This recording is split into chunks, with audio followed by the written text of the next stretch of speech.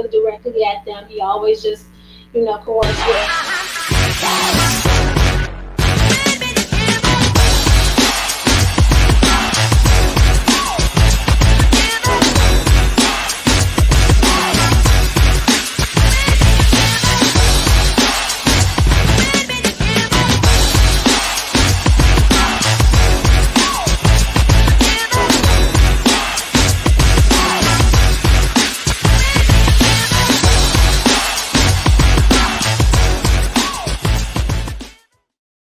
Prosecution is doing their rebuttals for the closing argument. So it's closing argument for the government, then closing argument for the defense, and then the government gets the opportunity to come back and rebuttal what the defense closing argument was. So she started today. The government Judge Donnelly stopped her at 5:30, so she'll continue tomorrow. When she's done tomorrow, the judge will then give the jury their charge instructions. Once they get their charge instructions, then they'll be sent off to deliberate. But I'm sure that'll be by the end of the day. So I don't think we'll have any verdict or anything like that until next week. Okay, now question. How is Donnelly allowed the defense to end their closing arguments? Then the rebuttal started, and she ended it not there. This was the jurors' minds overnight. I don't think it's gonna be an issue. Honestly, I really don't because okay, so they did their closing argument. Kenny came back with his, and then they rebuttal. They literally was blaming their witnesses. Okay, so do y'all remember one of the witnesses said working for Rob was like being in the twilight zone? This the government sat up there and accused Diana of being in a twilight zone. That's why she came in helping Rob. That's why she said the positive things she said. That's why she said there was never no locks on the doors or anything like that. She said she was still in the twilight zone. But my thing is, that was your witness. So if she's still in the twilight zone, why did you call her to the stand? Why would you put her on the stand? So it was a lot of things that Kenny said that I feel like the government is not going to be able to recover from, no matter how much time they have to sleep on it and come up with stuff. It's just some things you just can't undo. And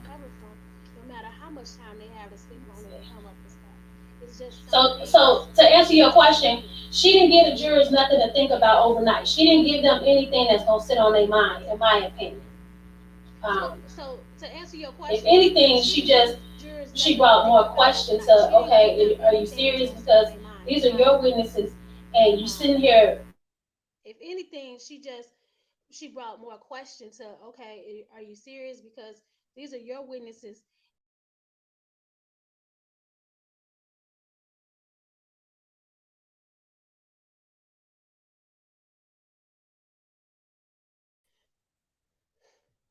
Oh, Dottie, your cousin had me dying at her. She cool, but she was snapping. Oh yeah, Kevin don't play. She do not play. Did I miss you read his closing arguments? No, Michelle, you didn't. You didn't. I was just answering some questions and stuff until some more people came on so everybody can hear it. Dottie, did you light up the sage? Okay, so Red Bunny, why I ain't got no lighter?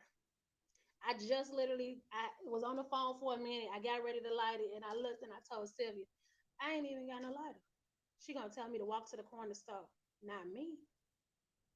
So I'm gonna guess I'm gonna go downstairs to the lobby and see if somebody got one once I finish. No thank yous needed, but you're welcome. Once the jury is given instructions, they start deliberating. Yes. Oh my God, what did I miss? You didn't miss anything. Did the rebuttal go another 3 to 5 hours? Um, well, she only had 30 minutes this time, but it will continue tomorrow. So probably let her a glass of wine and go to the bushes. Let me see. Okay, so back to Kenneth. He told them, like I said, that the witnesses spent hours going over their testimonies. You don't need to practice the truth. We all know that. When questioned by the government, their testimony was fluent. So basically, he was saying They almost answered the question before the government even asked because they have been basically trained to say this is what you're going to say, this is how you're going to say it, this is the verbiage you're going to use. So it was fluent as they asked questions. So did you do this? Yes, and this is how I did it, and da da da. It was almost scripted. But when the defense came on to ask the questions, I don't recall. Can you ask the question again? They was getting caught up. Um, so he basically just wanted the jury to pay attention to that. Did you hear what Shabazz said on IG? No, what did Shabazz say? I don't know what he said. I wasn't paying attention to that. Okay, I looked at his. I seen the video. If you talking about the video with Rob and the cat, yeah, but I didn't read none of what he said. Thank you, Cornelius.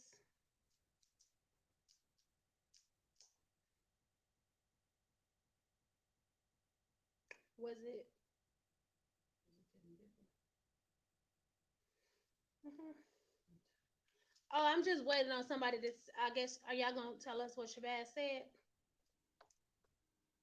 Was it something pertaining to today that happened today? Did y'all see my shirt? Oh, just thank you, Mr. Fox.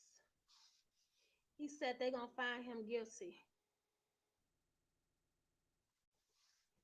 Did he say why he feels that way?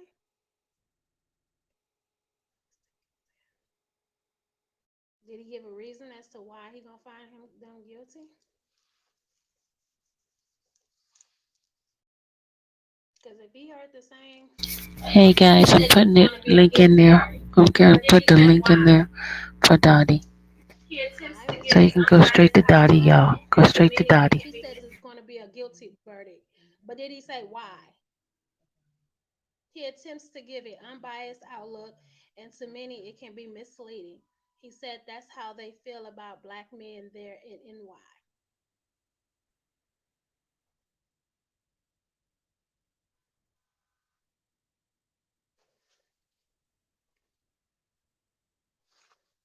Um, did Kells look relieved? Yes. Was the prosecution visibly frustrated? Yes. Why the sudden change of heart with the media going from not wanting to cover it to running down to the courthouse? Oh, um, well, it's not that they didn't want to cover it. They just wanted to wait until it was the most interesting parts. We get into the end where he's gonna be found guilty or not guilty. So that's the parts that they really wanted. They didn't care nothing else about, getting the truth exposed. That's not their job. Their job is just to report on, you know, the negativity because negativity sells.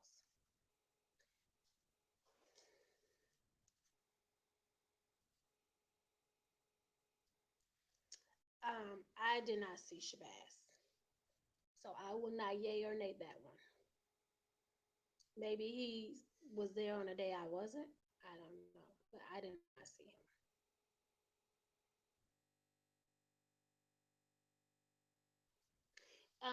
There's a difference between wanting him bad and going um going the right way about getting somebody. I mean, if he's guilty, that's one thing, but if he not, if he got a good defense team backing him and they come with, on they stuff, then that don't necessarily mean they gonna find him guilty.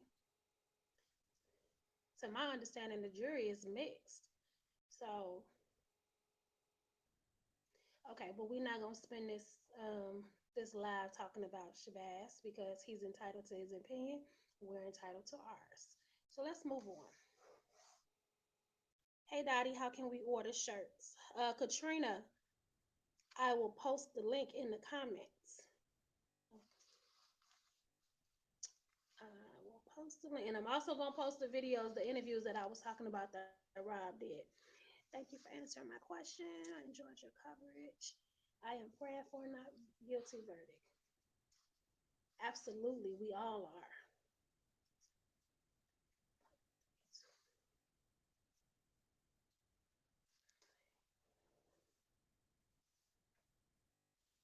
You right. That's a good idea, Red Bunny. I'm definitely gonna do that.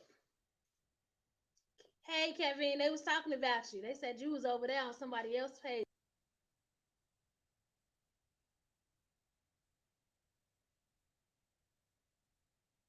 snapping. No, you was.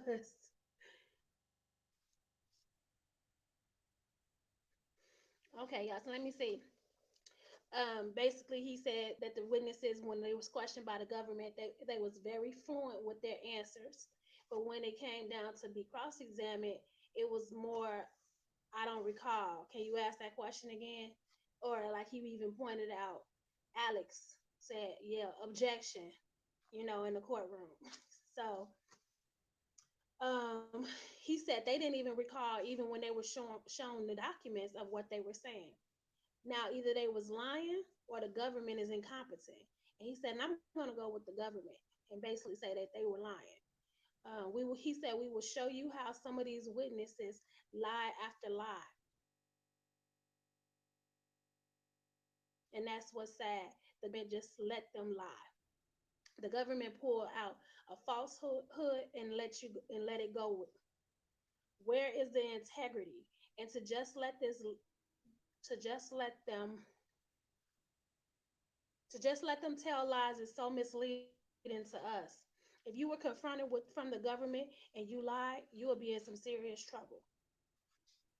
So everybody that just came on, if y'all don't know, I'm reading parts of Kanek's closing argument.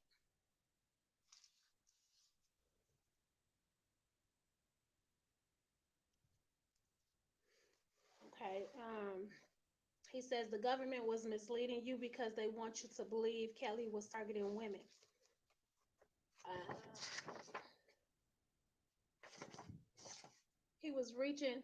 Okay, so y'all remember how he gave an example of when uh, Jane, her testimony was when she was in the pit and she was reaching her hand up, that Rob was reaching for her, and they showed the little picture, and it was kind of cropped, and it just showed him reaching for her hand. He mentioned how she tried to make it seem as though he was targeting her and only simply looking at her, when in actuality he was touching everybody's hands that was in that pit. All the women that reached their hand up, he was touching their hands. And if I'm not mistaken, his question to Jane was, wasn't there a number of women whose hands he was touching? And she said, no, not a number. It wasn't a number. And then he said, well, was it more than 10?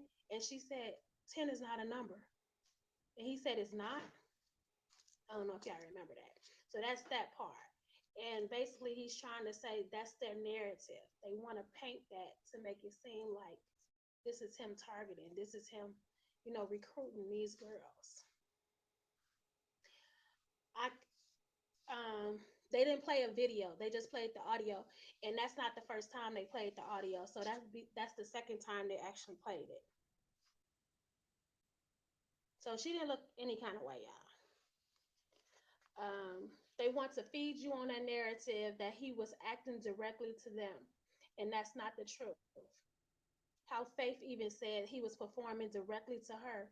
So, do y'all remember? Faith said that she said she was in section something, and even though she didn't know who he was, she wanted to get closer to the stage to be able to see the person that she didn't know who he was, even though she didn't know who he was. But she had to get closer to see him. And then when Kanik had asked her where she was, where was this concert, she told him. He asked, wasn't that stage circular? And she said, oh, well, I don't recall. The reason she didn't recall is because the stage was indeed circular, and he couldn't stand in one place and just focus his attention on one person. So it was moving. So technically, he wasn't just focusing all your attention to you. He's going in a circle on the stage. No, the judge was not interrupting anyone while they were doing their closing arguments. So that was a lie. Again, he said this is part of their narrative. He said, yes, you had to do letters, of course. He said he got to a point in his life where he didn't trust anyone, so he had to protect himself. We all agree. But not only that, and I'm gonna say this because in the prosecution's closing arguments, they made a statement about it. But his attorneys instructed him to get these letters. So he's acting on the behalf of what his attorneys have told him to do. Who don't know who R. Kelly is? Why is she at his concert? Exactly. Well, she said she was there with her older sister. She wanted someone to go with, so she asked Faith to go with her. That's how she got there. There's another point in the case where the government said to Jane, Rob had her and Rob had sex for the first time in May in California. And then when the defense confronted her about Rob not performing in LA, then hold on, sorry, y'all, give me a second.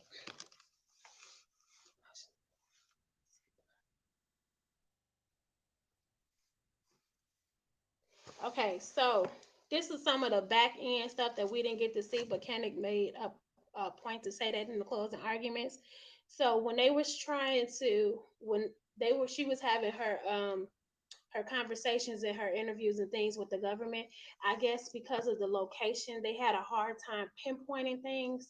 So they basically, that's this is the reason why when Jane said that she was here and they were able to come back and say, well, wait, Rob didn't have a show at that place at that time. So like when she said she was in LA at one of his shows, then come to find out he actually didn't have a show in LA at that time. um, he was saying this was part of them trying to basically pin a location, and it ended up didn't work, so they had to prop her narrative there in order for it to fit, because she couldn't say that she had sex with him for the first time in this place when that wasn't the case because he wasn't there. Hold on.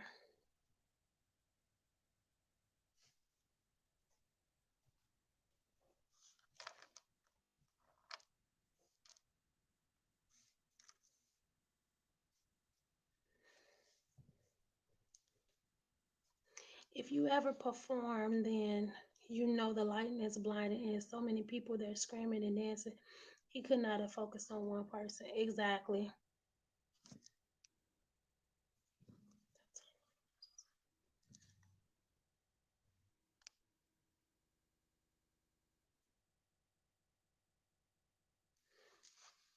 Okay. Hey, spitting fire. Okay, y'all, let me go back to this. Um, he talked a little bit about Rob being a musician and how he got started. He talked about what he just touched on it. He didn't really talk about it like that. He just said we all know about his disability and his reading and his writing. They said he talked about his label and how they market him as a sex symbol. So eventually he became a sex symbol. Um, he asked, "Where's the crime in that?" He said every woman he got involved with, he told he had multiple girlfriends, and he even asked how old were they. None of them testified that they seen him ever with an underage girl. No one's testified that they had to go recruit underage girls for him. He says kinky sex is not a crime. Um, He says every single thing that they brought to testify, the government tried to turn around and use it to criminalize it. So basically, he's like daddy. He says it's a term of endearment. He says one of the witnesses was actually called a hoe. And the government said that hoe is a term of endearment. So then Kenny said, so hoe is good, but daddy is bad. Um, he said, so because Sonia testified about the house. So remember, Sonya is the one from the record label, and in order for you guys to understand this part, I would have had to read the government's part. But in the government, they were trying to say that Sonya was able to give a blow by blow portion. I mean, not portion, but how you want to say it, of the house. She was able to tell the studio, the layout of the studio from A to Z. And so basically the government was saying because she was able to tell you what the studio looked like, and And then you had Tom Arnold come back and testify about the floor plan. Then that means she must have been raped because she knew what the studio and everything looked like. And Koenig said that's just not right. Just because she knew what the studio looked like, um, that's not right. That doesn't mean that he raped her. He told the government, "You brought these charges. These charges. It's your job to prove them, and don't let them get away." He said, "Don't let them get away with this when somebody's life is at stake." Him talking to the jury. Um, you hearing stories about holding hostages, not feeding them, not giving them water, calling him a predator. He says, yeah, that's what they called him. You heard, but he said, but in testaments, you heard about shopping sprees, being treated like gold, all the luxurious things, whatever they wanted. That's what you heard, but that's what they call a predator. Um, he said Sonia will testify that she was starved. Again, this is Sonia from the radio station. He said, but yet no one else ever testified that they were starved. They said something else that was misleading. Mr. Holder testified to the government about his octopus drawing. He said he drew the octopus because Mr. Kelly wanted to know where his money was going. So Mr. Holder basically put together that octopus just to show him everybody's position within their company and where his money was going and all the places his money was going out to. He said, but the government instead of paying attention to that's what it was set up just to help him get an understanding of where he was paying money out at. They harped on at the bottom of it in small letters the name of his company, RSK Enterprises.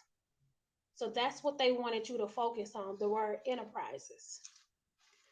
Um, he says that was created to show Mr. Kelly, to show Mr. Kelly where his wealth was being spread out at. He said, how misleading. And then he talked about Geronda. She circled, oh, you know what? Hold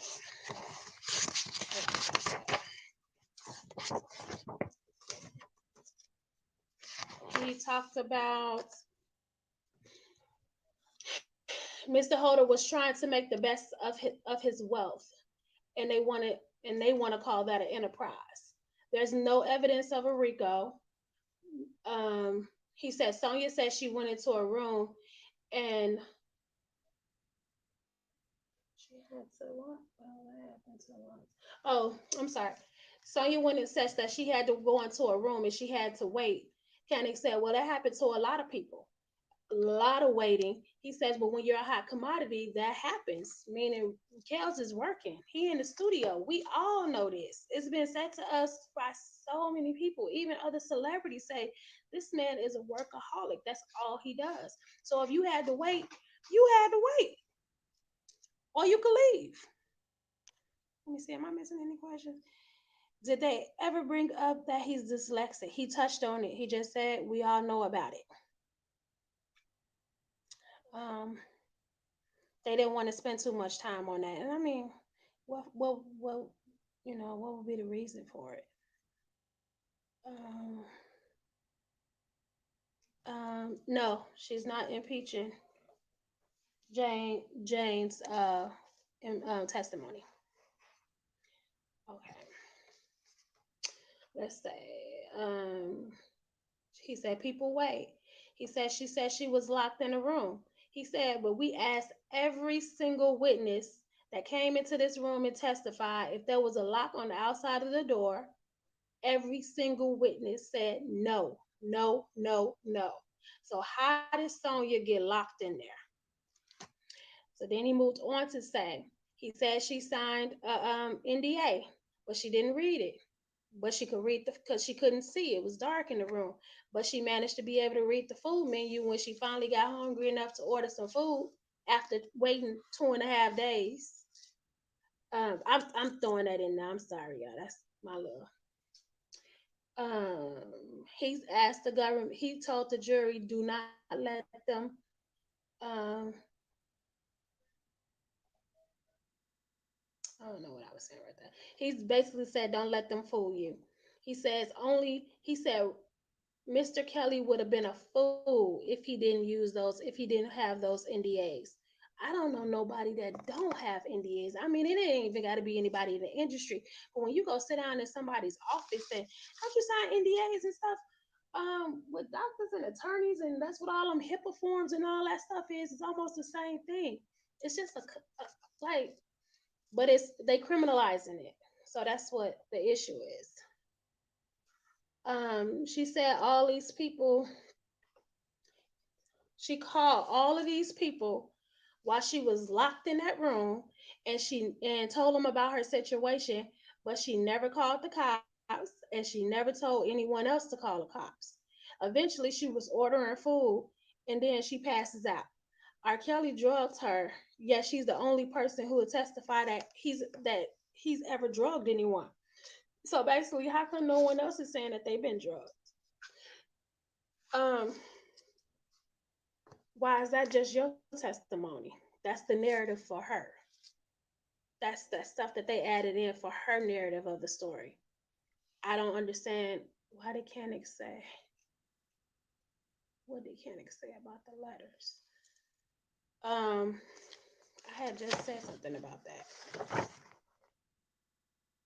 He said, Red Bunny, that Rob got to the point in his life where he couldn't trust anyone. So yes, he had them write the letters to protect himself. And then I added, but Diana also testified that his attorneys told him to write those letters. So I added that. Everybody makes people sign NDAs. Everybody that go to celebrity houses and stuff like that has to sign NDAs. These celebrities have people that they with every single day. But every time they have, what you think when Chris Brown has parties and stuff, he making people that's coming into his house sign an NDA. They getting they. I mean, they was talking about it recently when he had a party. Everybody had to put their phone in the bag when they came into the house. No, that's not. This is not new to nobody. Yeah, it might be. Some of us may not have heard of it. Okay, because we in a different world. But with them, that's just something that they do every day. Did he mention the whole bath she took before?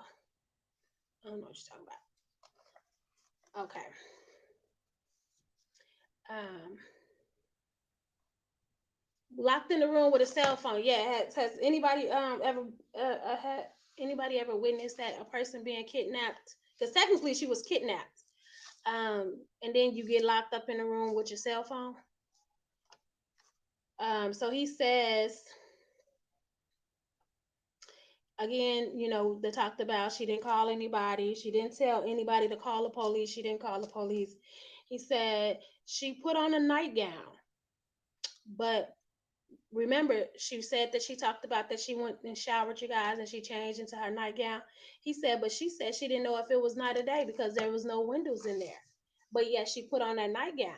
She wanted to go home 5 minutes after walking into that studio because remember, she said when she walked in, a gentleman asked her if she needed protection. And she didn't know what he was talking about at first, but when she realized what he was talking about, she said, oh no, that's not what I'm here for. And then she said, she started to get uncomfortable, and that was within the first 5 minutes. She said she wanted to get out of there, and I'm telling you, I witnessed her testimony. She said she was adamant about leaving right then, but she didn't. So then he says, you wanted to leave, but yet you changed into a nightgown. Make that make sense. Um, he said when you did get out of there, you didn't go to the police, you didn't go to the hospital, you didn't go get a rape kit done. But for 20 some years, you didn't want to know who raped you. You didn't know who raped you because her testimony basically was that she just saw Rob pulling up, not pulling up his pants, but doing up his pants is the exact words. And so but she testified she can't say for sure that there was any sexual encounter. She said that she just knew her body. And Kanik said something to the extent of, and we know lies when we see them or hear them.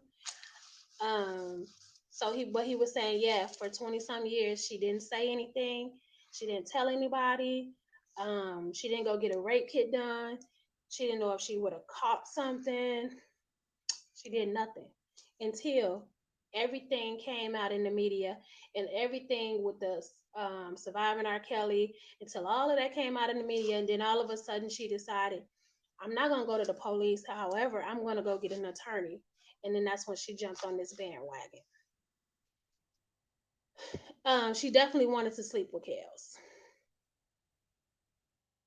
She did stop by the gas station. She stopped by the gas station. She changed clothes and she freshened up before she got to the studio.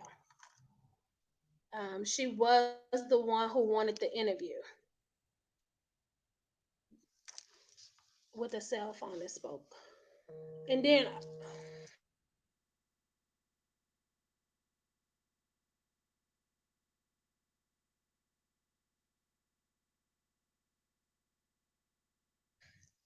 hold on, y'all. Sorry, somebody was called. She testified that the receptionist came to the room where that she was at and actually left the door wide open, and she didn't try to leave then. No, I'm not talking about Miss Kitty. Um, nope, it wasn't her. And she kept the pictures. Her and her friend. Her friend actually gave her copy to the government, and she gave her copy to the government. So they both kept the pictures. There's nothing abnormal about a well-known celebrity like R. Kelly making people sign. There's nothing whatsoever. Okay, so y'all. Then she said, I'm sorry. He said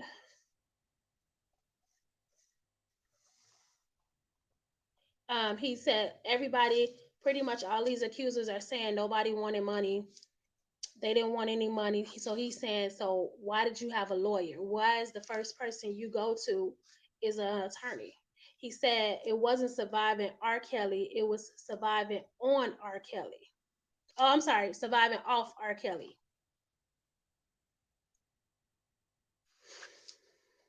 No, she wasn't underage. She was an intern at a radio station. So how you freshen up at a gas station? Yeah, that's what I was in.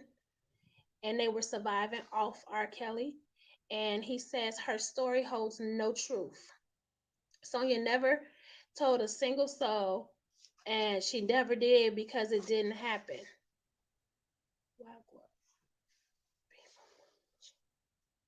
Exactly, Sally. As you didn't have a nickel. The Canic had asked her during the cross examination, you didn't have a nickel. No, I didn't. So, Sonya, you went to Chicago with R. Kelly and got mad because he didn't want to see you. He didn't even see her. So I'm guessing we all know that Rob, as the testimony is going on, he's telling them what really happened. So Canic says that Rob didn't even see her. Um, she heard about what happened and decided to get a lawyer and jump on the bandwagon. Like I said, she said R. Kelly promised her an interview. Yet she told her agent, the job, her bosses, that it was for a photo shoot. No, I'm sorry. She told the agents, which was the FBI agents, that it was for a photo shoot. Um, they mentioned that she was kidnapped, but he paid her way. He paid for food.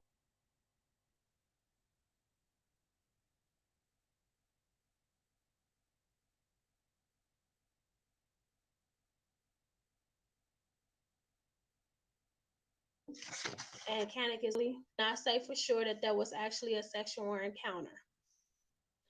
Okay, then he began talking about Aaliyah. He says everything that brought you. He said everything they brought you about the marriage, her being pregnant, anything that has nothing to do with what he's charged with. Their their own witness Demetrius Smith said he knew nothing about it. Diana Copeland was another with no monetary gain, and she came and she told you the truth. And she even said that they made her cry because she didn't want to give them what they wanted. And they in this is the government. Um, so yeah, so I guess when they were questioning Diana, they was just grilling her so bad that she ended up crying during that interview with the government.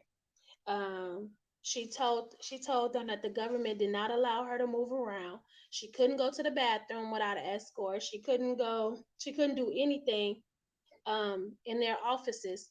But this is Canic. But yeah, Rob does this and it's criminal. The government is doing the exact same thing to people that they have him on trial for.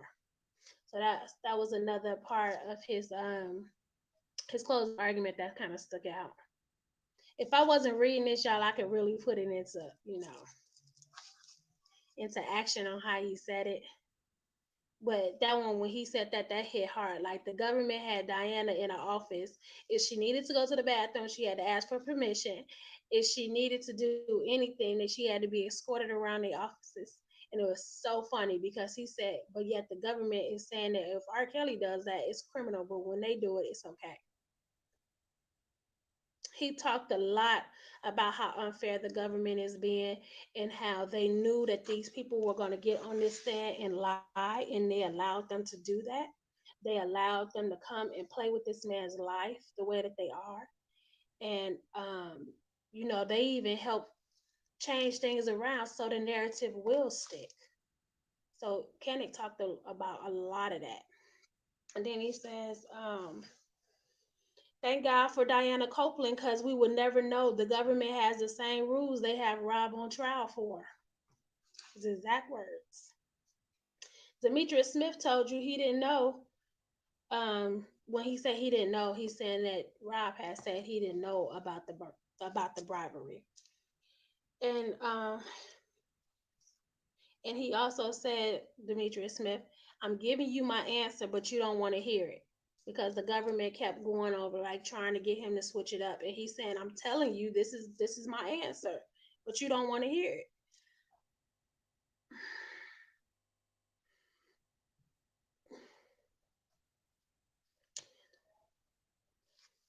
Um,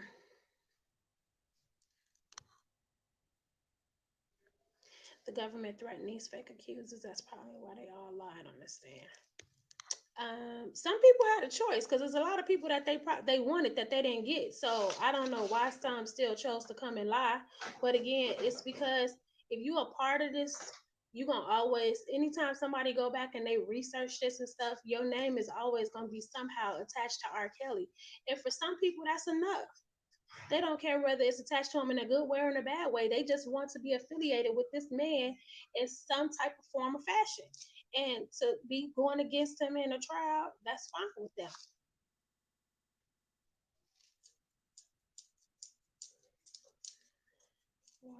Um, okay, y'all, let me see. Um, they said the government invested a lot of time and money, and they wanted to make sure that Demetrius Smith gave them what they wanted um, to basically what they wanted, meaning they wanted him to say that Rob was directed that bribery. He was behind that. And they wasn't gonna sit there and let him not say that when they invested so much time and money into trying to get this man convicted. He went into saying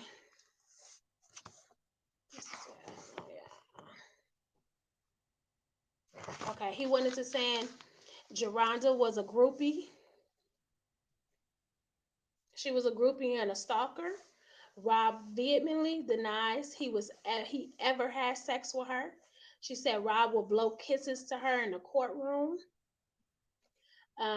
He said that's because the government wants you to believe that he's targeting these women. So we go back to Faith saying that he was only singing to her. We go to Jane. Oh, he was only touching her hand.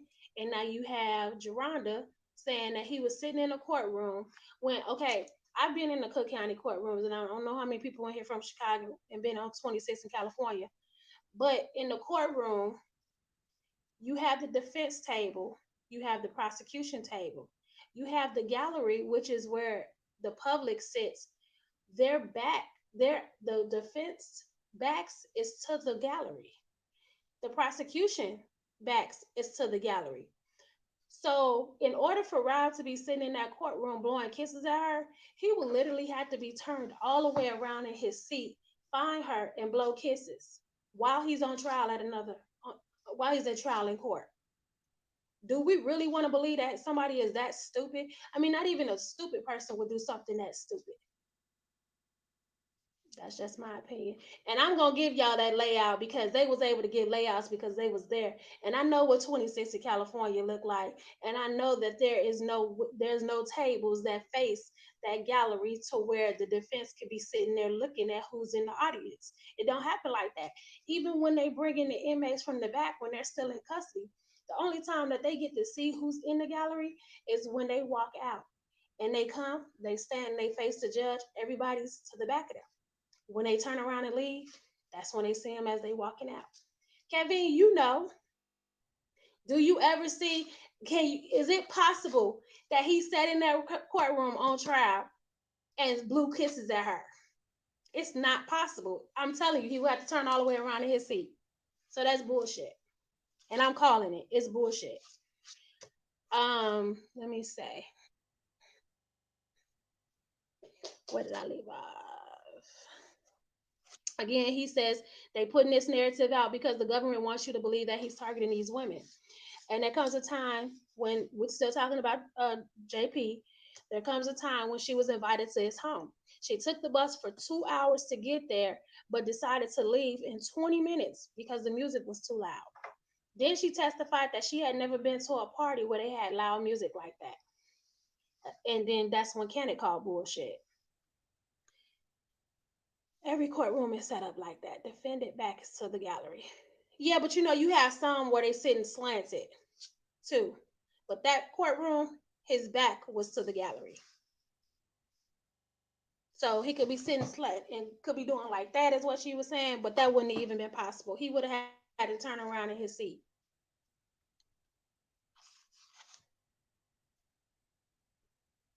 Definitely probably the one blowing kisses.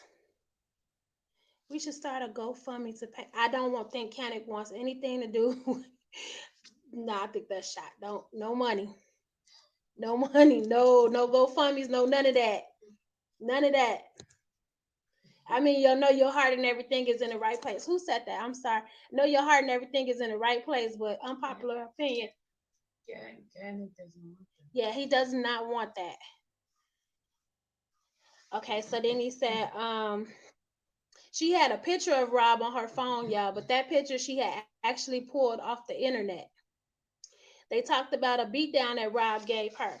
But on the police report, she said Rob slapped her 4 times and spit on her, had sex with her, and then got semen on her. And then that's when she used the blouse to wipe it down. So we're gonna talk about that. Because um she said he slapped her 4 times and he spit on her. Now, that's what I remember hearing. However, the prosecution said that he spat 4 times and slapped her and choked her out. So the 4 times, I guess it's depending on who wants to tell it over there. But Candy proceeded to ask her, "Well, if he choked you out, he he did all of these things to you. Was there a bruise? Was there any swelling by your lip? Was it bleeding? Did you have any of that? None of that." Final 26, they come in from the side of the judge. They can see the gallery. Right. They come in, they can see the gallery, but that's only if they're in custody. He was not in custody in 26 in California. I know they turn around all the time. My thing is if he's at a trial and he's sitting there, he's not going to be turning around while he's sitting at trial. One, let me tell you this. When we was coming to the hearings, he didn't want anybody waving to him or anything like that because he said he has too much respect for the judge. So if he wasn't doing it then, do you think he was sitting there fighting for his life, turning around, blowing kisses at Geronda in 2008? I don't think so. So I know how it is, but he wasn't in custody, so he wasn't walking from the judge side. Diana. He wasn't walking from the judge side. He was coming in because he was out on bond, and he was sitting at the table. So he would have to turn all the way around to see them. Well, it ain't even so much that the bailiff wouldn't allow that, but he's sitting in between. At that time, I want to say Rob had what, 4 attorneys. I don't think that they would have told him, "Oh, it's a good idea for you to be sitting beside us while we trying to say, that, you on trial for this and you blowing kisses at whoever in the gallery. No, who would do that?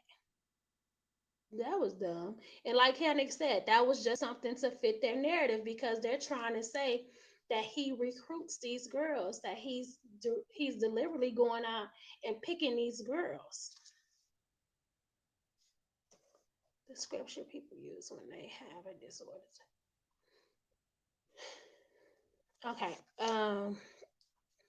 What evidence do you have when she went to the? Okay, so they talked about when Geronda first went to the law office. He says when she went to the law office, and I didn't even know this, you guys, but she didn't have any evidence of anything that happened or any ever even being with Rob. So the law officers had told her to go back and write a journal. And in that journal, he says that she made no mention of the t-shirt, which was had he so basically that incident that happened with the t-shirt and her wiping it off of her and he beating her up, and then she said that when she left she had finally had enough and she went home and she confessed. The next thing she did was she went to the attorney's office. So when she started that journal, that would have been the first thing I would think that she would write about, because that'd be the most clearest in her head because it was the most recent incident. But it wasn't. She made no mention of the t-shirt that she had to use to wipe his semen or spit, because I thought it was just spit at first, but now it's semen, off of her.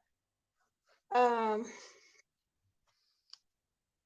they talked about how basically how she's very manipulative, and how the stalker part, how she ended up getting Dominique.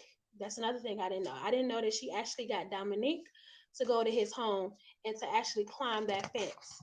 So how do we know that she climbed the fence? Because um, Anthony Navarro had testified to that. He had already told the government that she climbed the fence, and once she got over the fence, they disappeared. They disappeared because they were in the house. She told the story that she told was there was a car. She waited for a car to go through. Once the car went through, then she ran through the gates as well. Either way, you obviously somewhere where somebody don't want you at if you got to do all that to get into his house. So one way or the other, it's not a good look. Um, so then they're saying that they searched the grounds. She wasn't on the grounds, and that's because she was in the house. While in the house, she was taking pictures and she was taking items from the house. He reminds us, you guys all remember that picture she took laying in his bed. She had on heels, and remember they're not supposed to wear heels; they're supposed to wear sweats. But she had on tight fitting capri pants. She had on some heels, and she was stretched out in the bed. That was her getting what she needed so that everything could fit her narrative.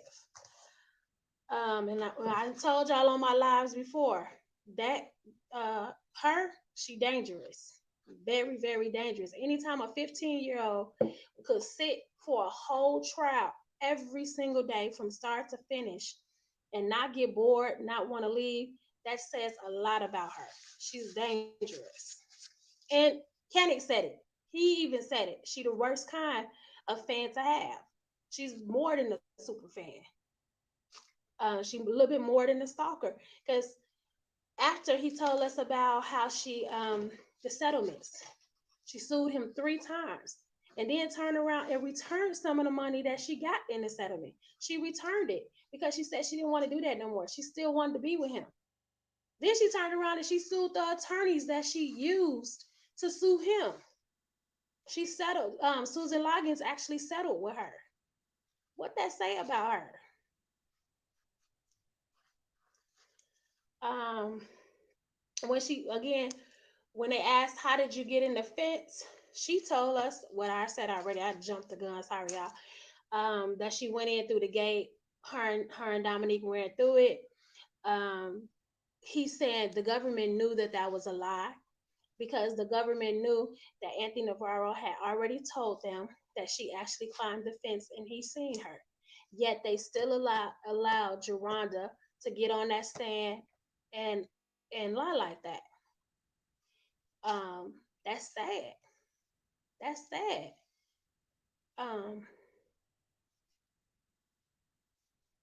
and just think at this. at this moment when you hearing stuff like this, put yourself in his shoes and how he, hey sis, hey Shamika, and how he's feeling, knowing this. And he vehemently said that he did not sleep with her. This is crazy. Um, why did she sue? Why she sued Susan? I don't know, but I know Susan and them probably was like, "Yeah, she crazy. This is one person we shouldn't have picked up. We should have just let her, because they ended up just settling with her as well. So who knows how much money she actually walked away with? But what got me is when she sued him, she got the settlement and then turned around and tried to get him the money back because she still wanted to be in a relationship with him, got mad again and went right back 3 months later and sued him again. Man, this is crazy. She worse than a Lifetime movie. I don't even know what channel to put her on. Like, that's crazy. Okay, let me continue, y'all. I'm sorry. Um, he started to say a trial should be a search for the truth. The government didn't do that. He's telling us we need to demand more in our government. Uh, he said, yeah, of course, if they get a conviction of R. Kelly, that's a big deal. But having a fair and just system is also a very big deal. They knew that girl was lying and they still allowed her to take that stand and tell that lie. Um, They say R. Kelly brought her silence with that settlement. He asked, but where on that settlement paper did it say, I'm buying your silence? It did not say that nowhere in the settlement paper. So let me go back. Uh, Sean, it's nothing that it's not even on the judge at this point. It's the jury. I got carrot juice, y'all. It's really good. Any questions? Wait, so Kels never has. He said he's never had sex with her, and as a matter of fact, it was an objection. Once Kenneth said it, it was sustained, but it was a big deal. Kenneth said he ain't never had sex with her because she was screwing Bubba. And they was like objection, and the judge was like sustained. The judge was pissed about that because she said she had told Kenneth before that he was not allowed to speak on that for whatever reasons. I don't know, but any testimony about Bubba and Joanna is not allowed. But he put it out there, so once you put it out there, you ain't no erasing it. They heard it. Okay, so let's go back. He talked about how JP circled this man's house 30 times, y'all, in one day. She sat is how okay, hold on, y'all. Let me go back. So, how did Geronda's phone get in the storage perfectly with her ID? So they're trying to say that Rob placed it there.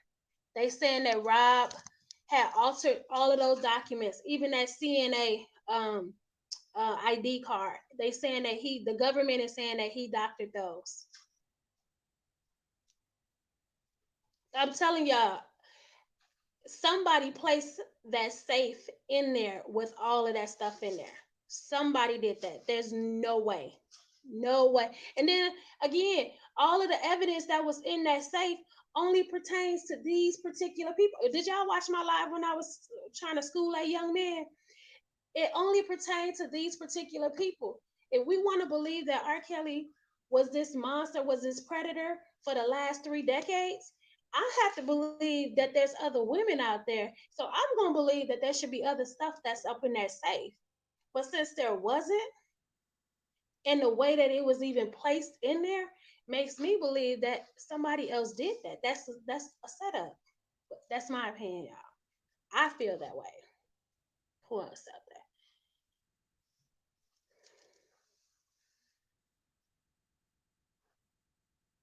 They didn't they didn't mention that she gave Bubba money to open the door.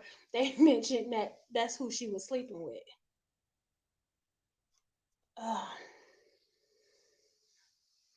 okay, so let's say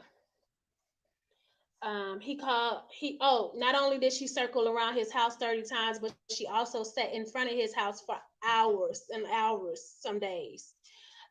He said that she was a super fan and a stalker, and she was at 15 and 16, she was dangerous. He said two things related to Sonia. He went back to Sonia. He said, if okay, because the government, again, you want this part you want to understand because I didn't go over the government's closing argument, but they tried to say Rob kidnapped her, and it was like a secrecy kidnapping because, she didn't know that that's what she was going into. So it was kind of that's why they refer to it as a secret kidnapping. So then, I think so.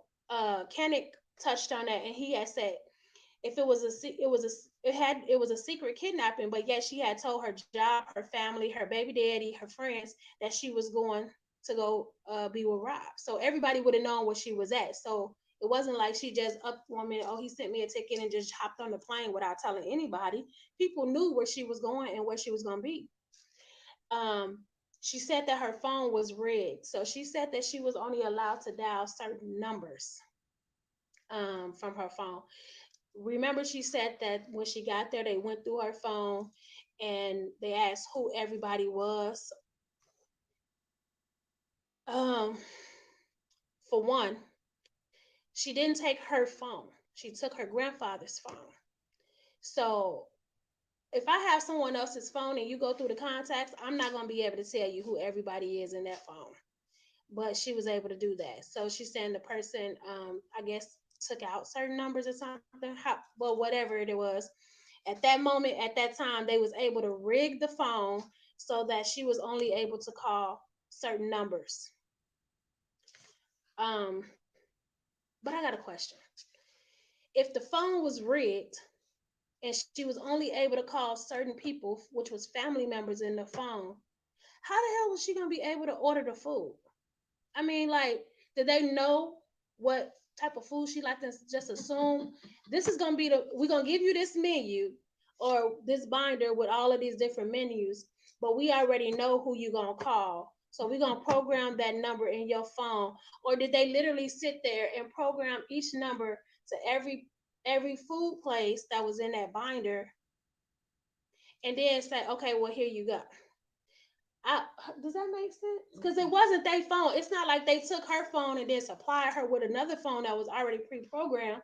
No, they okay. Anyway, I'm getting sidetracked, but I just don't understand that part.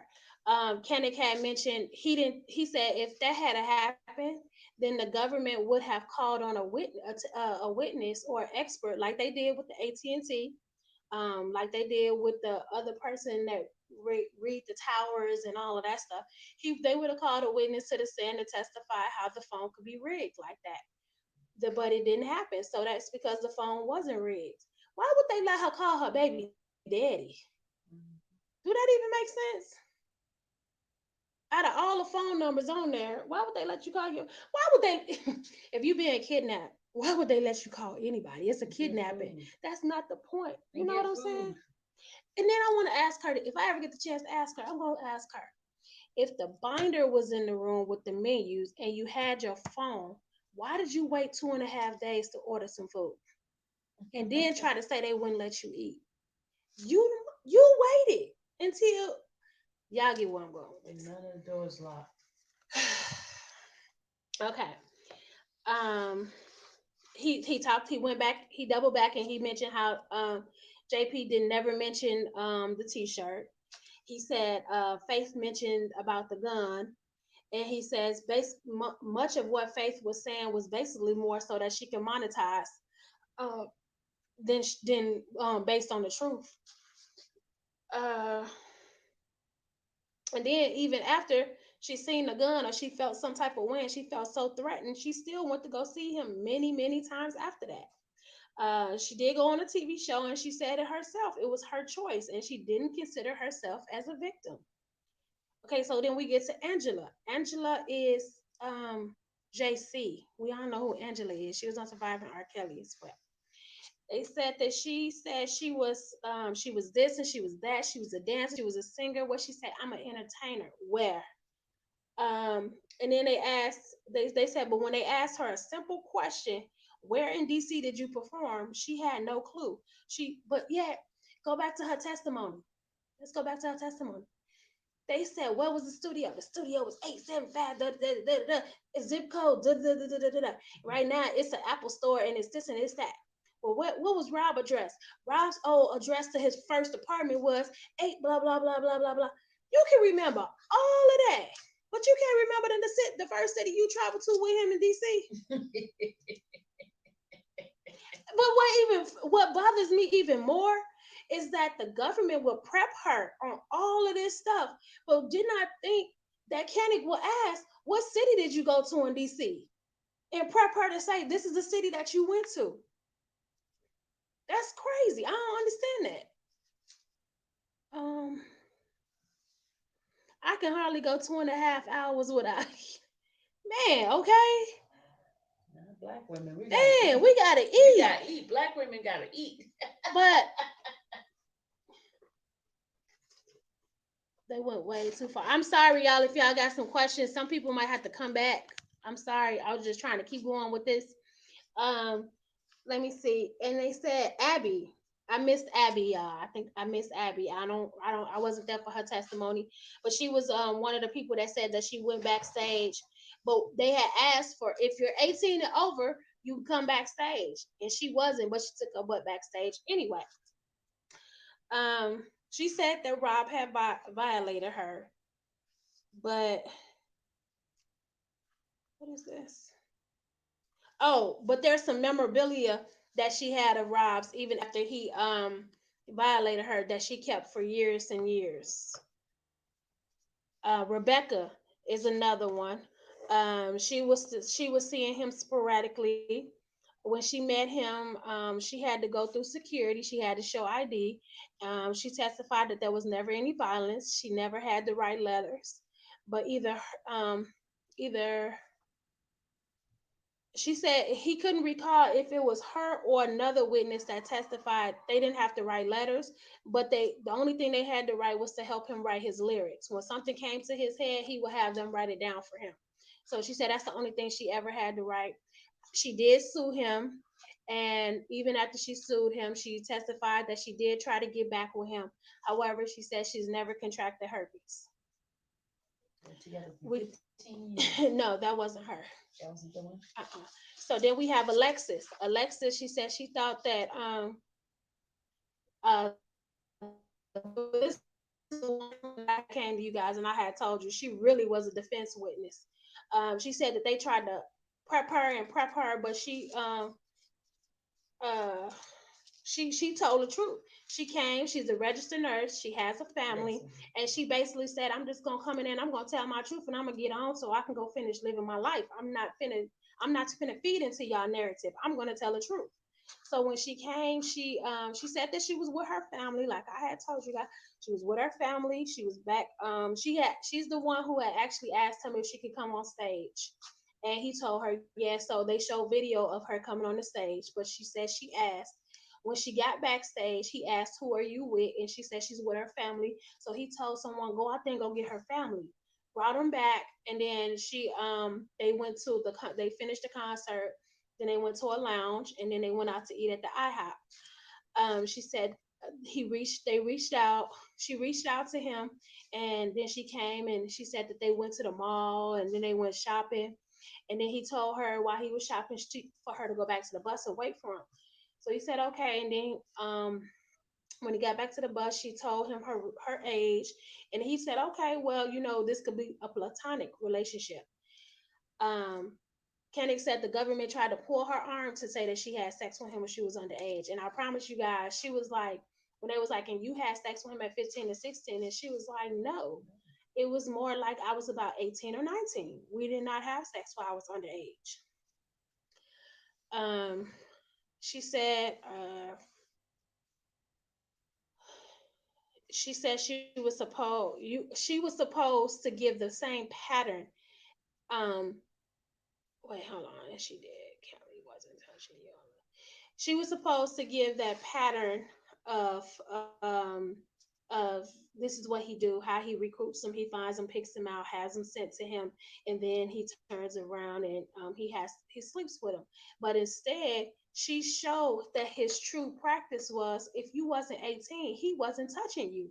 Kenny basically said he learned his lesson, and he was making sure every female that he came encounter with was over the age was 18 or over. Um, and she's the one who told about the BDSM and how it being consensual.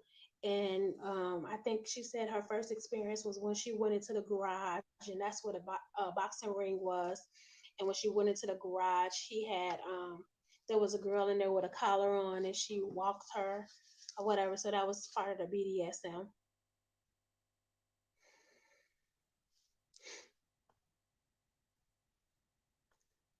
Let me see.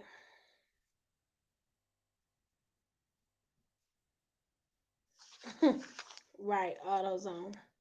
O'Reilly's. I'm sorry, O'Reilly's. Um, he said Mr. Kelly, and he talked about these people saying Mr. Kelly made you do all of these things that you didn't want to do. Yes, he made you do this, he made you do that. Yes, and you did it for 15, 2, 3 years just because he told. Yes, he like, come on now, make that make some sense. Some of these people was with him for 15 years and they still want to say that they was forced to do this. That don't make sense. And then I finished this part. Almost done, y'all. Okay, so then he talked about Lewis.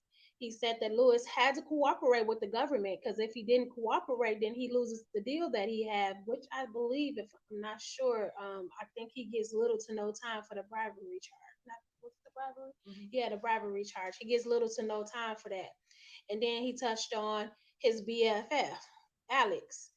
They did robberies together. They even stole from Rob together. So of course they gonna get on the stand and ride together. He went back to talking about Alexis. What she told you totally debunks what the expert told you, which is what I was saying to you guys the last live that I did.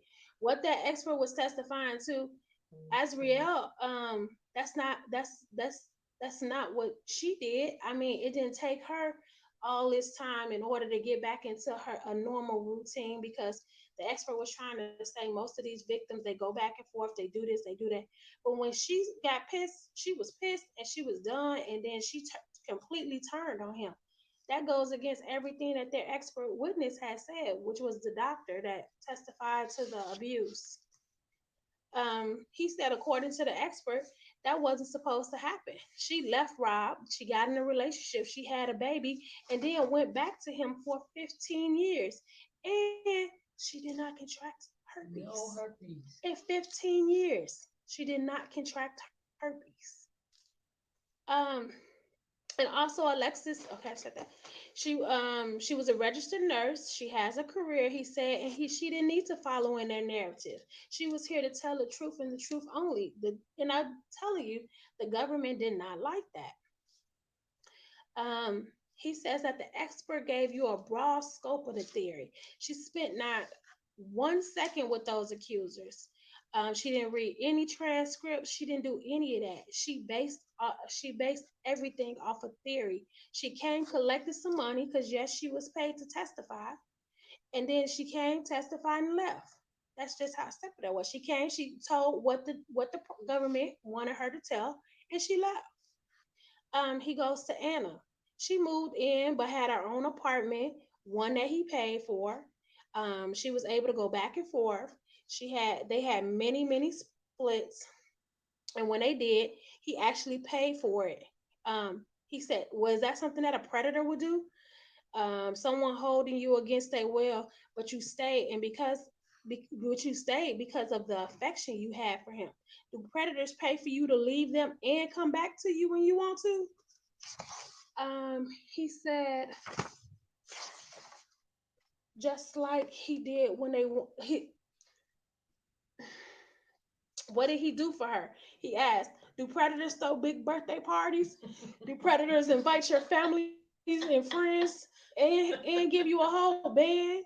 Do they take you shopping and on extravagant trips and stuff? But that's what they want y'all to think that this predator supposedly did. That he's a predator and that's what that predator did. Um, he talked about you talked about his assistants. His assistants said whatever my girlfriend say happened, that's just what it is. And he did that because he put his girlfriends above anyone else. He loved them. So that's why he wasn't trying to hear what nobody else said. Um, it's whatever his girlfriend say happened. That's what he riding with. Um, he also talked about, does a predator tell you on Christmas to go home and be with your family because your family want to be with you? So he tells you go home. When you come back, we'll celebrate Christmas together. We'll do our thing once you come back, but go be with your family. Do predators normally do that? Um, there he also said that there is no one that will testify that he actually kept them from being with their family. Okay, y'all. So after that, Kanik was getting so good. I'm sorry. He basically was just saying everything that we all have always been saying. Again, he ended up playing. This is around the time he ended up playing precedents. He played the audio, not the video, and he played the part where Azriel and her dad was sitting there talking about why she wasn't calling and all of that stuff. And she was saying that she hadn't been reporting in and checking in, and every time she called, she was going through this, and mommy was yelling and all of that stuff. So they played that part. Um, what else did they do? Did I miss anything? What else did Candy say? About it's the herpes and the sex. What about it? Azriel, that according to him, she supposedly had sex with him, and That was my perspective. When I no, was like, no. He said, remember, he said that she had said they had sex in California, but he didn't even go to that show in California. He didn't. well, yeah, I had already said that. I did tell y'all. Yeah, I said that. Today? Yes, I did. I told y'all that Azriel tried to say that they had they was trying to fit the narrative because she started off saying that Kels was in LA when they first had sex. But come to find out he wasn't in LA. He didn't have a show then. So then they turned around and said that she was actually in Stockton, California, and she remembered it because of the fireplace. So that's where they supposedly had sex at the first time. And also, he wasn't with her because if he was with her, why would he be texting her? Remember? So he had tech no. So what he had said, what did he text her?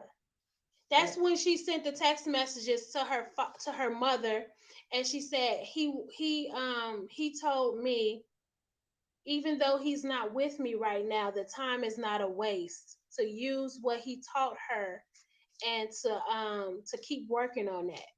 So that text message contradicted them having sex at this particular in California for the first time then.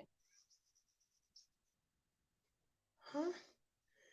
Did I say that AC had a baby? No. And the judge he had didn't play that. Yeah, it wasn't gun. It was something with a G, but yeah, I know who you're talking about. Your wife. Okay.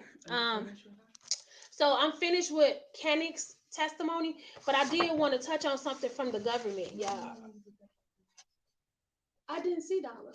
I can't tell y'all nothing about what they had mentioned about Don Russell because I left. Let me tell y'all, I'm gonna explain my situation. I sat in that courtroom and my spirit just wasn't right. This is why I haven't been on YouTube and doing this. It's like my spirit wasn't just. It's just too much negativity. It's too much negative energies, and I'm gonna be 100. I don't care what nobody got to say, but my spirit was like, leave out of this courtroom. It's just I just wasn't feeling certain things, so I actually had to leave and I had to go woosah somewhere. I sat in the diner by myself for a couple of hours because I couldn't. It wasn't the testimony or anything because he wasn't saying nothing wrong, and everything that the prosecution was saying, it was to be expected.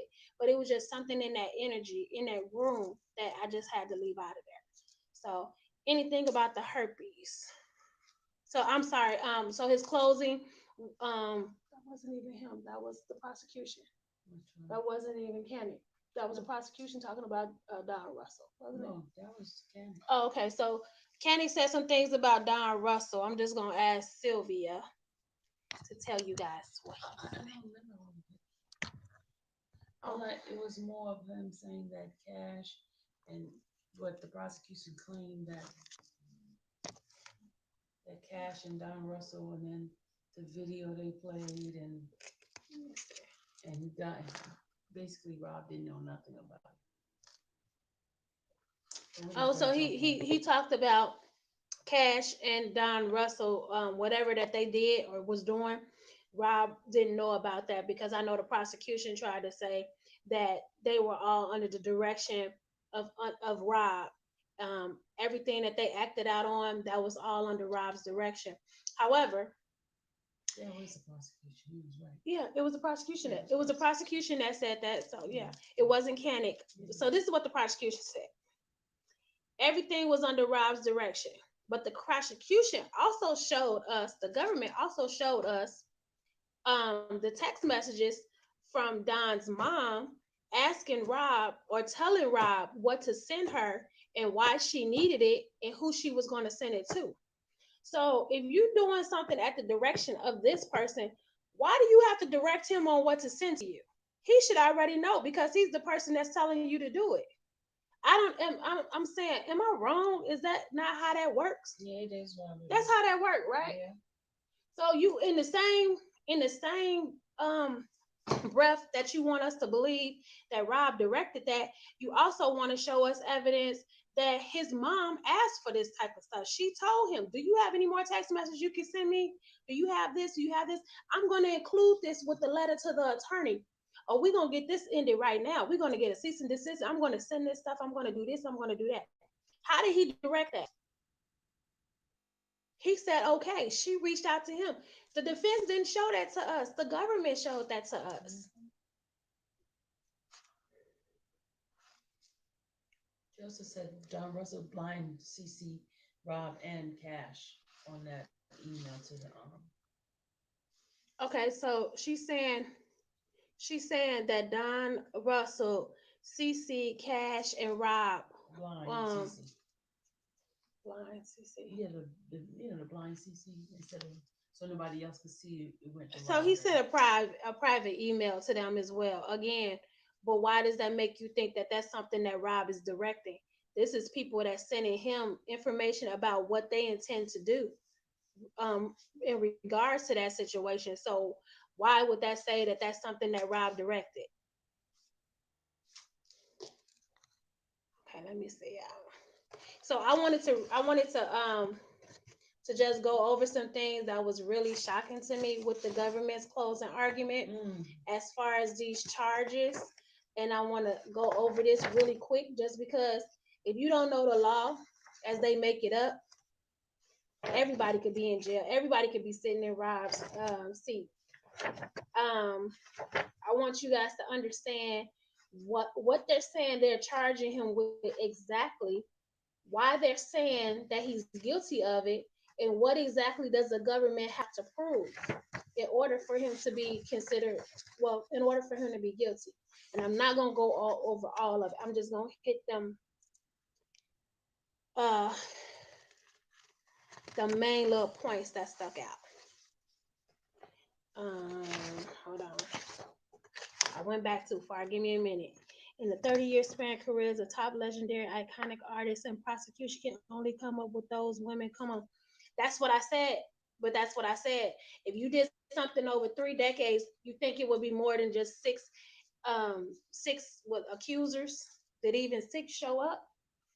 Mm. And then even in that safe, he didn't have no jury. She test we go back to precedents. If we go back to precedents, Jane was telling the feds that they went to the studio because he was running low on money, and he had to go to the I'm sorry, not the studio, the storage, so he could go into his pockets, old coats, and see if he can find money and stuff that he hid. Why would you hide your money in coat pockets when you got a whole safe right there?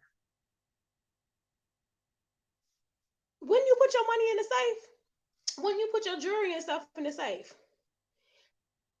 I Tell, don't understand that. tell about the Dominique and what's her name? They didn't call them.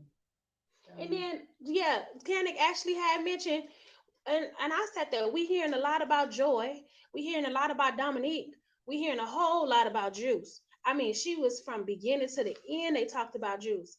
He asked, but why aren't they there? Why are these witnesses not here to testify? Why isn't somebody else trying to tell their story? You can't tell my story better than I can tell my story. So why you didn't bring these people here? And he said, you can't say that they didn't want to come because everybody that sat on the witness stand said, I was subpoenaed. No, I don't want to be here. That's the same thing they could have done. You know the truth would have came out. So that was a big thing about Kennick's cross examine too. So let me tell you this. The is this yeah, miss open this because of you. Me? Because Oh my God. How you miss opening because of me? you was late. I was not late. When I was waiting on you, It was yesterday. that was today. You was not waiting on me. Yesterday. She was Yes, not this was waiting on just. me. Yes, I was. I was waiting on her to come out the room because she was sitting up That here. was yesterday. Yesterday, I mean, she was sitting up here on live, and I'm standing outside waiting to get to the courthouse, and I got there late, so I missed all the openings. Okay, but so they said they want you to believe. This is the government now, y'all. At the beginning of his career, over 25 years ago, he surged to fame, and his popularity was basically came to target and groom, exploit young women. He used lies and abuse to dominate his victims. Over weeks, you have heard from about 45 witnesses and, and over hundreds of exhibits showing his illegal activity. Named all the accusers, including Aaliyah, said everyone who accused was under 18. Where? Was everybody under 18, y'all? Nope. So count one, racketeering one. When someone commits a crime as a part of a group, he's more dangerous. Defendant was more than part of an enterprise. He was the leader. The first element to racketeering count one is the enterprise. The enterprise makes up of managers, accountants, security, runners, drivers, assistants, entourage. They may have changed over the years, but the role stayed the same. He re, he remained the leader. They showed the board of the. They have a board with everybody pictures and how it connects and all of this. Sylvia, someone says, tell you I can't be on two channels to support. So whenever she goes live, she'll be over there too. I have to make sure I get my questions in. Bree said that. Okay, so let me see. So then she says, the individual becomes more powerful when he acts within a group. He was able to perform racketeering acts on these women. Rob was working he was working not a normal job. People describes his work environment as hostile or the Twilight Zone. We heard about being fined and how he kept them in line by making them sign NDAs and to not take photos. What happened in the defendant's world stayed in this world, but it will no longer stay there. Again, this is the government's closing argument, you guys. Some like DDSM. No, some like Demetrius Smith. I'm going to the or who was DM or Daryl McDavid acted on these criminal acts. Others turned a blind eye to it.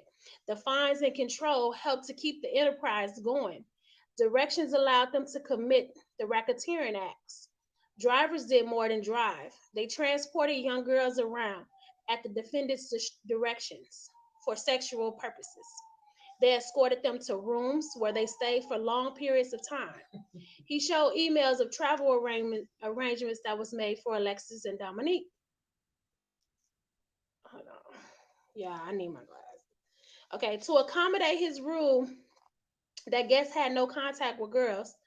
Um, Arnold test Arnold testified that he had to put the mirror up and jeopardize his own safety so that he didn't make contact with these girls. They distributed his phone number to friends at malls, concerts, and etc.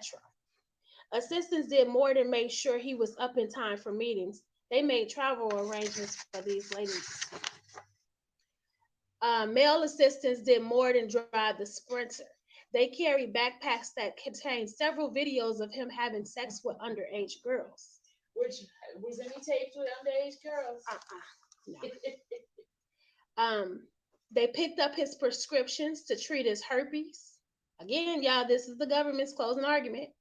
Defendant engineers didn't just equipment; they helped carry out surveillance on the girls. Jane told you that they engaged that they would could access her iCloud and email to see who she had been talking to. They also helped with his digital things for collateral. You heard about threats made about a stolen watch. Heard engineers in the background. So in the video, I guess Rob chastised her about the stolen watch. In the video, you heard the engineers say Rob should have strip searched her. More recent years, he relied on access, etc., to control his living girlfriend and guests. How they accompanied girlfriends on outings. Defendant relied on the assistants to make sure the girlfriends didn't leave. You heard him say to Diane, "You let Anna escape, and you should have let Lily handle it." That's not how that happened. Y'all remember I gave a video on that. That is not how that happened at all. But that's what the government is saying. Um, you asked why did you let Joy off the bus? Each of these individuals helped him to commit the crimes, and he would have been able to do that for 3 decades without. He wouldn't have been able to do that for 3 decades without them. They helped recruit young girls and produce pornography and child pornography. They enable his crimes. Yet, yet, these are the same people that asked the judge to change the language of the enterprise. They changed the language to not charge these people with any crimes, but they're saying it in their closing argument. None of this stuff could have been done without these people. So why aren't they being charged? It makes no sense. Somebody said AZ dad said And they he's getting a right. charter bus to come for the victim so they can read the verdict on him. So they asked. So as they say, he's getting a charter bus for the victim. So maybe at the vertical. No, I ain't hear none of that. We ain't got no words. No words at all. Yes, April. Hey, but he didn't strip search her. Correct. They said he should have, because they was like, if that was my Rolex, I know I would have strip searched and you stole some stuff. I mean, that could have been anybody. You right. So, but again, they're saying that he needed all these people to run this enterprise, but you're not charging nobody else, and you changing the language of what the enterprise actually means. Hello. That makes no sense. So you want to allow these people to roam free just to go find another celebrity to do it again with them? Because we all know, well, obviously, Rob ain't the only one that was charged with something like this that's high profile. So you're going to allow them to go find somebody else and do this too? But yet you're trying to protect our girls and you're trying to do this and that. Charge everybody. Why change the language of the enterprise? If it's an enterprise, it's an enterprise. Okay, they said he groomed girls and boys for his sexual benefit, despite that they were too young to consent. Rob made contact with them, despite them not being 18. They showed a summary of calls between Lewis and Rob, and between Alex and Rob. At this point, now they're just trying to humiliate him. When he was just 17 years old, they showed a summary of calls from Jane at 17 and from Geronda at 16. Alexis, when she was 15, her phone showed. They also showed a phone summary. He arranged to meet girls for sexual activity without telling them about his herpes. Produced child pornography with Stephanie and Geronda when they were under the age of 18. Geronda and Jane told you they were made to write false and embarrassing things about themselves and their family at the defendant's direction. You heard some things from Lewis and Alex as well. Defendant kept letters in a safe in the storage for for a day like this when he's charged with these very serious crimes. He directed employees to do the same. You saw the letters Diana wrote and Cheryl Mack wrote. He used settlement agreements to ensure that they remained silent. We showed you three settlements: Kate, Geronda, and Precious in exchange for their silence. If employees or girlfriends spoke out against him, he would use his henchmen to threaten them. In his own words, said people get murdered for doing shit like this. Yeah, people get murdered for doing the stuff that you're doing. That don't mean I'm gonna murder you. I'm just saying, had you had done this to somebody else, people get murdered for that type of stuff. What are you doing? Anyway, um, when the girl stole his watch, okay, that's when he said people get murdered for things like this. When the girl stole his watch, They do. This is what he said. Shit, in the recording, I said, I guess it had said something like, the fuck you gonna do this shit right here. You gotta gain my trust. You see all these people in my house and you think I won't videotape my house? You need to gain my trust and you gonna do that shit right now. That's right. So the fact that he was even allowing her to regain his trust is more than the average person would have done to her. Yep. Period. I don't care what nobody say. He's telling her, you gonna have to regain my trust. That's right. Same thing with him. And they tried to say, Cheryl Mack also testified that he said people go missing. Together with Don and his mother, he sent letters to Faith and her attorneys. This was part of people acting on criminal ways. When that didn't work, they got cash to show Faith nude pictures that would be released if she didn't drop the lawsuit. Don sent text messages to Faith's mother, and when that didn't stop, what? Oh yeah, that part. Yeah. And when that didn't stop, he created the Surviving Lives Facebook, and he published her news without them, her news there. Again, Rob wouldn't be able to carry out these illegal activities. Now that's element 1, you guys, for Racketeering Act 1. Element 2 is the enterprise engaged in interstate acts. So she's saying you heard about evidence about the entourage traveled around the world and recruited young girls. That's basically what that is. The entourage that they're not charging, went around the world and picked out these girls at the concerts. That's what they're saying. That's element 2 in the Racketeering Acts that they're not charging the entourage with, they're charging Rob with. Elements 3 and 4. Already showed how defendant related involved enterprise. It involves around him. It's talking about it have to find. Okay, so that 1, 3, and 4, they're saying that they talked about that. That kind of go hand in hand with element 1. You have to find, they went over how you have to find him guilty of 2 of the 14. He either committed it himself or he commanded it to be done by someone else. You have to find that it is within 10 years of the other acts. I don't know if you guys remember, but I've been saying that before. He needs to be found guilty of 2 of the 14. And then they have to be within a period of time. So they have to be committed within 10 years of each other.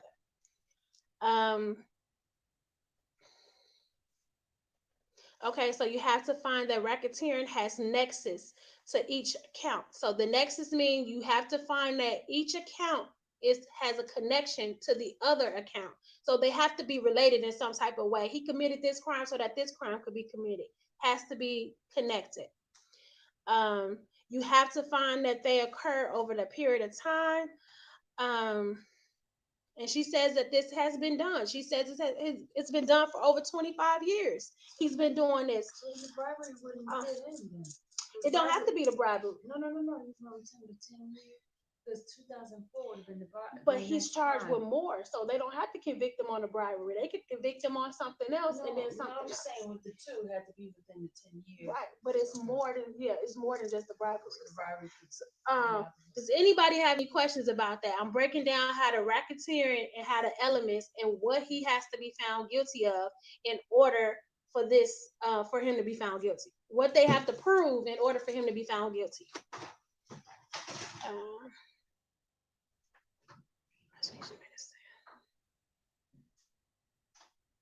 okay, I'm gonna stay focused on this.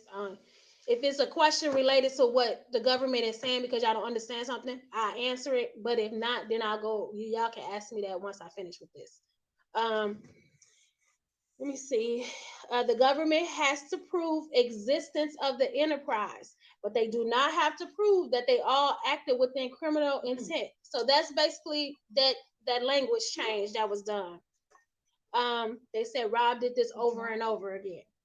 So racketeering. Let me see. Hold on, y'all. Hold on. Give me 1 second. So I did the count one of the racketeering. So we're gonna do racketeering act. The first act, which was with the bribery. He paid the employee to get the fake ID. Sexual abuse of Aaliyah. He's not being charged with that, but it does show a part of the pattern of abuse, which led to Demetrius Smith paying the bribe to commit that act. They say Angela told you that she first met Rob at 14 and 15. Over the next few years, she had sex with Rob and she was guilted into quitting school. Asked her to bring new girls or new talent to him. Who does she know other than teenagers? She met through she he was they basically said who else is she gonna bring to him? Who else could he have been talking about other than other teenagers because that's all she knew was teenagers. Um they said that this was part of the grooming process. One method he continued to use. Employees changed. Barry Hankerson introduced to Aaliyah in 92. She was 13 years old. Rob was much older. Smith told you he began writing for Aaliyah. Angela told you how Rob introduced Aaliyah, told them to become friends. He told her we would give her street vibe and be friends. Larry Hood confirmed that. He he he sexually abused Aaliyah in 92, 93. When they disobeyed his instructions about staying in the hotel, Rob told them they're gonna have to put out that night. She told you she walked in on Rob giving oral sex to Aaliyah. What happened? Um, what happened? Oh, okay, I'm sorry. So they said Demetrius Smith didn't want to testify. In order to get him to testify, we had to serve him with immunity. But he still admitted that he suspected Rob was messing around with Aaliyah. Um, being flirtatious. He asked him about it more than once because he said he was concerned about it. Demetrius Smith was told to return to Chicago because Aaliyah was in trouble. On the plane ride, Rob was crying a lot, and Rob told Demetrius that he believed Aaliyah was pregnant. He believed it, and he was worried about her age and facing serious trouble. Rob knew her age because at the video, Rob talking about her being age 14. That video was seen on BET on May the 5th, 1993. Demetrius Smith said the solution to Aaliyah being in trouble was to marry her, protect himself from jail, he guessed. Rob told Jane about what happened with Aaliyah. He married her because she was pregnant and he had to make sure she could get an abortion. Pay attention to how he reacted when Jane told him she was pregnant in October of 2015. He told her she couldn't have it because she was a minor. She told her friends. Rob wouldn't let her keep the baby. Now, this is parts of the text message she sent. Now, if I was 18, he wouldn't care about the baby. They discussed how they would carry out how he would marry Aaliyah. Rob didn't want to hear about Demetrius telling Barry because he told Demetrius to pick a side. Um, and he expected him to help carry this out. Demetrius picked his side. He wanted to stay a part of the enterprise. So he began to figure out getting how to get fraudulent IDs to get it done. Any questions? Okay, so then the government continued. Demetrius suggested that he could get an ID from the public aid office and paid the employee, that's the bribe, um, with the $500 Daryl McDavid gave him. So to execute that plan. So now how it relates to Rob, you guys. Even though Demetrius is the one who did everything, they're saying Rob is guilty because Daryl McDavid took the $500 out of Rob's account. So the money that was used to pay for that ID was Rob's money. So that's why they want us to convict him. Well, I'm sorry, not us. They want the jury to convict him of bribery. Anybody have any questions about that? That's how we got the bribery charge. Any questions? I'm not gonna talk. Oh, well, maybe y'all talking to yourselves in there, because I'm not gonna answer any questions about anything else, because I don't want to get too sidetracked. Again, Daryl McDavid gave $500 to Demetrius, and supposedly it was out of Rob's account. So that's how he's linked to the bribery charge. Nothing else to do with Aaliyah. Like I stated, like Kennick said, it ain't about the marriage, it ain't about the pregnancy, it ain't about none of that. So that he's not being charged with any of that, so it shouldn't even be a discussion. You would have to literally believe that the money that he gave him was came directly from Rob's account and Rob knew about it. Kenny came back and said Rob did not know anything. Okay, so then it says, doesn't matter if he didn't hand the money over, he does not need to be present when it takes place.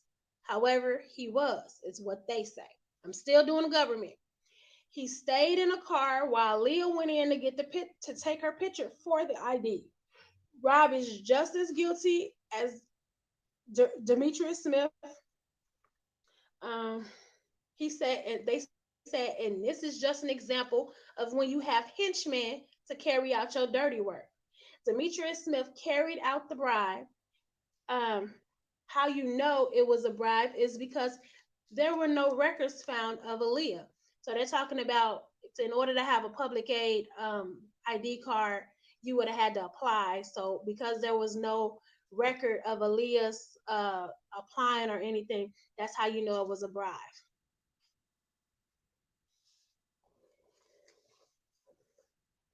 Um, okay, so let me see. Also, he got a fake employee. Oh, so they also say he also got a fake employee ID from a shipping company. So they were saying Demetrius had testified that prior to that he worked for like UPS or something. So I guess that's where he went to get another fake work ID for Aaliyah. On the marriage license, it listed that Aaliyah worked it for a messenger service. They talked about the steps they took to get the license for the marriage. And they also talked about, at this time, they were just talking about the marriage being performed. I wasn't finna write all of that down, y'all, but I just let y'all know that at this point, this is what they were talking about. The ceremony occurred on the 30th. They said not the 31st. Rob had to get back to a concert. Technically, once you get your license, you have to wait 24 hours. So they kind of altered that to make it seem like they did wait the 24 hours. They got the license on the 30th, waited the 24 hours and got married, when technically they're saying that they got married on the 30th. But when actuality, we don't care because he's not being charged for it. So I'm going to continue. They said these are all acts of bribery. So that's where that comes from. Defendant is legally responsible for another person during the commission of an offense. These things prove that Demetrius Smith, with Rob's direction and approval, paid for the fake ID. Um, and this is what the defendant is guilty on. Okay, April. When you have God on your side, you will always rise above. Amen to that. I did not see your other. Uh, yeah, they need a judge, Mathis, Katrina Mack. Oh my goodness. Yes, they did. Evil predator and abuser. So everyone will turn their backs on him. Yep. Well, the problem is he picked a lot of wrong set of people that was easily to do that could easily do that. So now we're gonna go to Racketeering Act number 2. That relates to Stephanie. Stephanie was the one. She's 32 years old now. When she met Rob, she said he videotaped her when she was 17. This is the illegal act. She grew up in Chicago. Rob first approached her when she was 16 at the Rock and Roll McDonald's. One of the men in the entourage slipped her his number, she told him she was 16, and he said that's not a problem. A year later, she went to a Nike store. Do y'all remember I had told y'all about the Nike receipt that they found in the safe too? A Nike receipt from 1999 or something. That was that was there as well, as if he knew. Come on now, he knew. Let me hold this receipt and I'm gonna keep it in this safe so they don't find it, because I really think that they're gonna come back and they're gonna link me to this girl, and this Nike receipt is gonna prove that I'm guilty. How much, like, for real, how much sense did that really make? But anyway, that's the Nike receipt that they found in the storage that was in the safe. Remember, I say everything they found in the receipt relates to everybody that testified, nobody else. So she was 17 and vulnerable because of the previous assault, because she had a previous assault. And then I talked about that being the receipt from the storage. She thought Rob could help Catherine. Remember, her friend was Catherine, and she was a singer, so she thought he'd be a big break. Um, she went to the Nike store. He told her he liked to cuddle.